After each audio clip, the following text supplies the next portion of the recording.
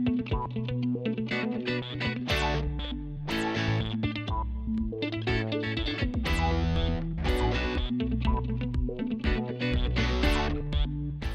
there, my name is Jasmin Junger, also known as Kuschelärmel all over the internet. I'm a hobby photomanipulator and photographer who likes to share her tips and techniques on a fairly irregular basis. Aside from YouTube, you can find me and my man-apps, stock and tutorials also on Instagram, DeviantArt, and my own website artofkuschelärmel.de. Today I will show you how to go from the image on the left to the one on the right by using just one, albeit very versatile filter in Photoshop, the Camera Raw filter. It is most often used on single layers of photos, but it can help you radically change the appearance and atmosphere of your precomposed manipulations as well. You just have to keep a few tricks in mind so as not to lose your individual layers in the process. Before we jump right into the tutorial, I wanted to say thank you to everyone who watched and liked and commented on my last tutorial. I would have never thought that me talking for 2 hours would interest so many people. Actually, I thought it would be super long and nobody would ever watch it to the end. But yeah, you really surprised me. Thank you so much. So this is the image that I chose to show you what I like to use the Camera Raw filter for. For this, I have all the layers basically, each one as a smart object. I want to show you something with that a little bit later. And I have them already matched in color and the transition. I find that before you do any overall big adjustments, you should definitely have something that fits together, because otherwise you will need to tweak later each layer separately, and it's just easier to see what you're doing if everything is at least fitting together. I mean, you can later still tweak some, for example, I have her on a different layer so that I can separate her from the background, and if I find that I need to tweak the hair and whatnot, I can still do that later. But the overall colors and the overall mood of this should fit together, no matter if it's the final mood that you want to convey or not. So when I have something at this stage and I want to see where I can take it color-wise, because for example on this one I really don't like all the greens. I know she's standing in a meadow, but I think the colors here are super boring.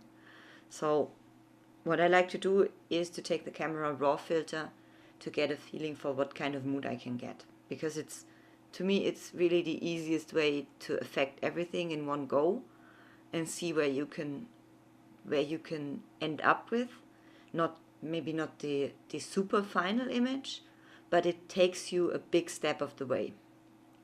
Okay, so I'm going to show you how I will go about finding out what I want to do. So usually I go Control, Alt, Shift and E. This merges all the visible layers. Then I go Control A, Control C, Control V. So it will paste only the visible stuff, only what is actually shown, and not everything that is outside of the border. So now I have this. Then you can go to Layer, Smart Object, Convert to Smart Object, and then I usually use the Camera Raw filter. So what you can do here is basically affect everything in this image. More or less you can imagine it as a Lightroom version inside of Photoshop. Camera Raw is basically, you can basically do everything, or more or less everything that you can do in Lightroom, including using presets. But also for that I will show you something later. Now I would just want to take you through the basics. So what you can do, or what I like to do very much, is to play first with the basic adjustments. So for example, with the exposure, I can darken the whole image. I can bring down the highlights. You can see this in the left corner, top left. You can increase the shadows, so it makes it all a bit more even. You can increase the whites. And there you can see also how the histogram is affected. And there you can see this is the blacks, shadows, the exposure part, the highlights, the whites. So basically you can get this to touch here. So depending on what kind of mood you want to play with this so that you get the outcome that you want. So what in this case I wanted it to be dark and moody. My plan was to do something that glows. Oh, what a surprise, of course. So to make something glow, I need everything else to be really dark so that the glow will really pop in the end. So I'm basically overcompensating a bit, going a bit darker than I would normally do. And then, yes, of course, I want to get rid of this greenish stuff or get more of a nighttime mood. So then usually what you can do is to go with the temperature slider a bit to the left and see what you will like. I will just keep it here for now. Maybe lift some of the blacks because I know that I can always paint in some more shadows later if I need. And then, well, this is basically an artistic choice that I make. I like to go to the calibration tab and really play around with these sliders. And as you can see, okay, in this one not much happens, but here this is the greens. You can get them to be super deep green and almost bluish. You can get them to be more of a yellow color, and the most prominent one is this one. It will shift all your blues, and for some strange reason it shifts everything else with it. I guess it has to do with the physical properties of this channel. Let's not get into that. But what I really like to do is, in this case, to keep the blues here, and then also you will see that when you change the other sliders, the effect will also look a bit different. So I like to go maybe somewhere here, and then maybe with this, there you can see now it basically affects the meadow, and I want it to be more red. So now I have this red, blue, orange feel that I like much better for this. Now I can also go here and see if the overall shadow color will change something to my liking. I think I will keep it here. And then you can of course also play with the individual saturation. For example, to get this bluish tint here to pop more, I can increase this a bit. Here it doesn't have all that much effect. Leave it here. So if you want to be even more fancy, you can of course go through all of these. What I also like to do, especially if I'm not quite sure about the colors, is to go to the hue, saturation and luminance sliders. Now I can tweak each individual color to go where I think they might fit more. So for example, with the oranges here, I can affect the flowers in the front, and I can put them maybe here. Then with the blues, you can affect her dress and some of the sky. I want him to be a bit more purple, so it feels less cold.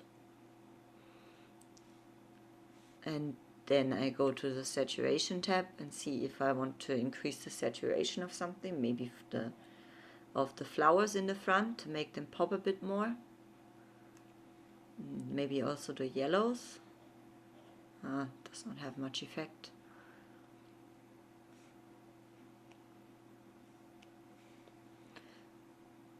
So now finally for the luminance, I can also check that if I want to make these flowers a bit brighter, I can do this here, something like that.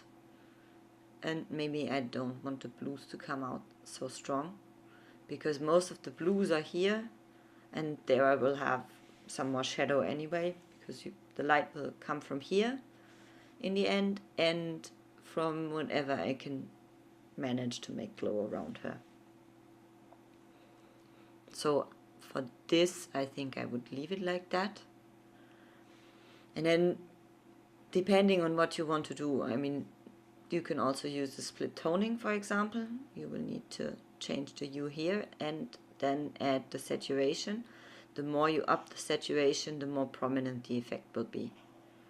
So maybe I want something yellowish for the highlights. So here maybe. But yeah, usually you see it better when you go for some blue in the shadows. So complementary colors for the highlights in the shadows, that usually works quite well and gives a lot of pop to the image without being too over the top. So I would maybe keep it here.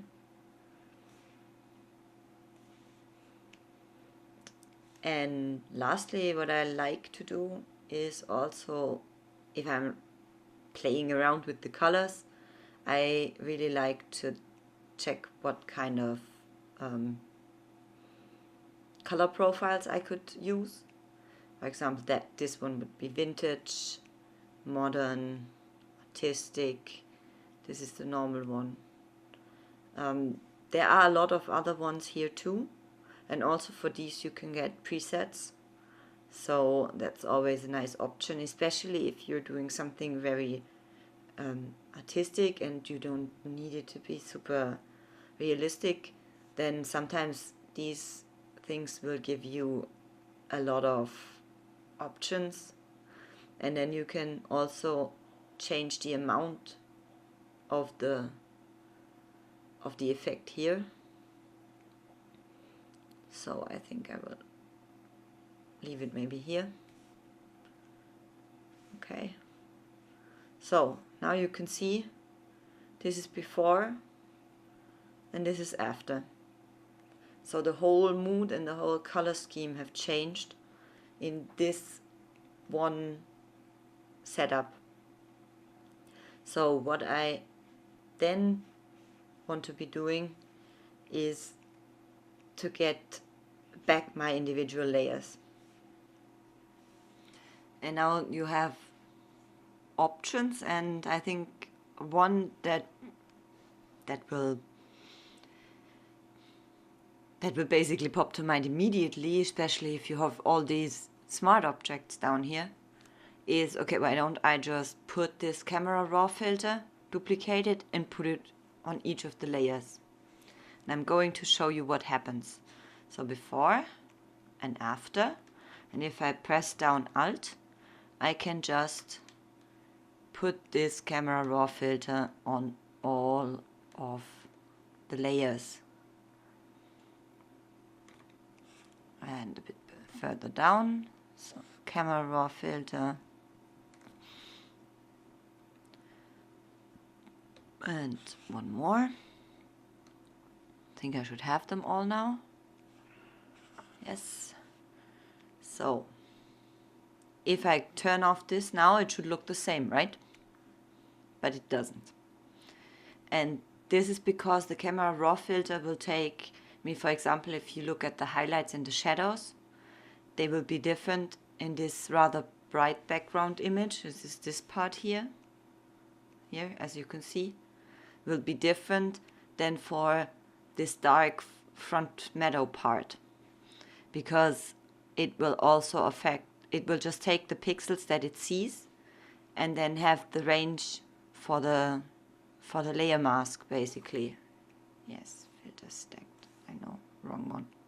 So if you look here in the camera raw filter, let me bring it up, then you can see that basically here you would need to correct the exposure, you would need to correct some other things, and this does not look quite right now, and you would need to go through each of them to make them fit again. So let's undo all of these. That's going to take a bit. Maybe that was one too far. No, not. So what can you do? I mean, there's what I ended up doing, because I didn't think so much about it, was to just keep this here and then have everything else on the top. So this is my final image.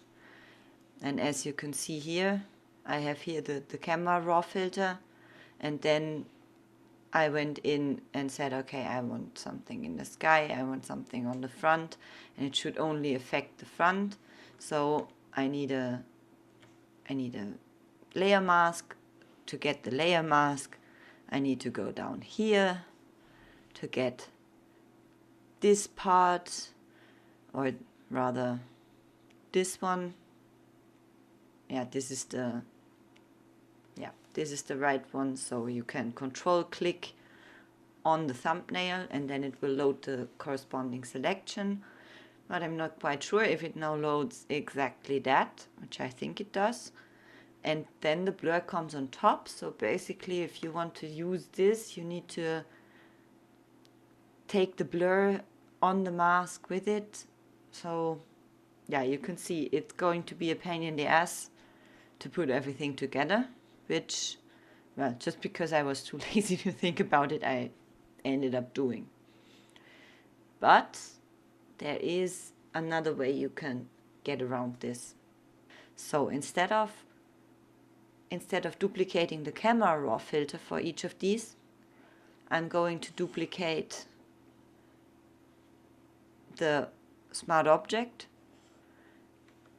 take it down and clip it to the layer. So now if you look at the front, it looks exactly the same as it should, but I'm now back to having my individual layers. So I can go in between and put shadows or whatever in between and don't have to worry about the other things. So if I do this, which is also going to take a while, that's a bit of work at the beginning. That's probably why I didn't really think about it at once. But now if I go here, yeah, should have probably left one to show. So if I see this and click it off and click it on again, it's the exact same outcome. So now you can actually use your individual layers again. So now that you have all of these clipped layers, you have the option to keep them as smart objects. That means that if you see that you do want to change the camera raw filter, after all, you can still alt click and drag the one filter that you changed to all the other instances, because it's not the object itself that you're changing, but the filter on the object. It will not update automatically. This you can probably get by using the filter directly inside the merged layers and then moving it to each of the individual layers and clip it, so that when you change then inside of this smart object, you can change all of the instances at once, or you can just copy and drag. And this way you retain the possibility to change things. But of course, having smart objects will always make your file super big. So if you're on a bit of an older computer with not so much RAM, or if you are doing stuff on the side and your computer gets bogged up, you may want to rasterize these and just leave them as is.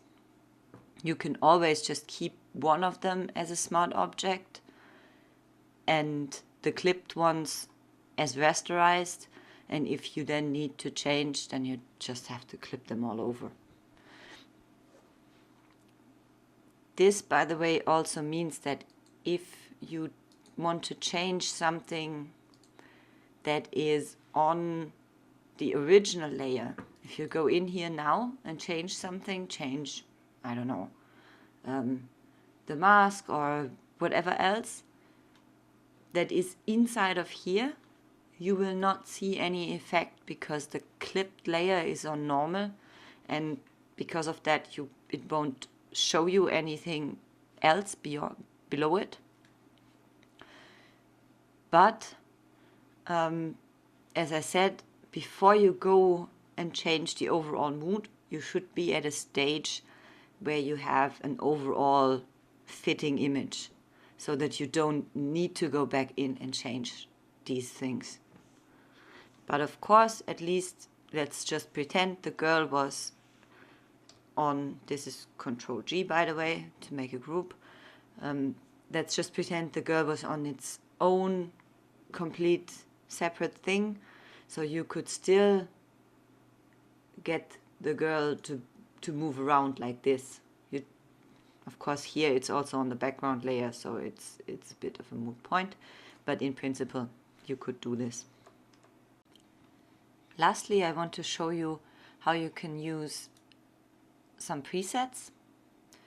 These are usually XMP files that you can download, and you will find them here. You can also create your own presets with all of these settings that you have made. You just go to this little button right here, and probably this is not really great to see, and go to Save Settings, and then you can choose which kind of settings you want to save. Go to Save, and it will show you, it will save it as XMP file in your username, app data, roaming, Adobe, Camera Raw settings folder.